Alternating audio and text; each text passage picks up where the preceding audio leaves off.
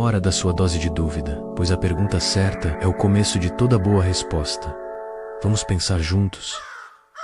Você já sentiu o peso daquela busca incessante por algo mais? Aquele impulso silencioso que te empurra para ter mais, para ser mais, para controlar mais? É uma chama que arde em muitos corações, uma promessa de plenitude, de reconhecimento, de uma vida onde as rédeas estão firmes em suas mãos. Mas, e se essa busca, tão universal, tão enraizada em nós, escondesse verdades que preferiríamos não encarar? Verdades que, uma vez reveladas, podem abalar o próprio chão sob os seus pés. Carl Jung, em sua sabedoria profunda, nos alertou que o poder que buscamos lá fora é, muitas vezes, uma projeção da nossa própria sombra não integrada, um desejo de compensar a fraqueza interna, controlando o mundo externo. Acreditamos que o poder nos trará liberdade, mas essa é uma das maiores ilusões existenciais. Pensamos que, ao dominar o que está fora, nos libertamos por dentro, mas a verdade é que as amarras e apertam ainda mais. Essa busca incessante por controle e influência muitas vezes esconde motivações que nem nós mesmos compreendemos.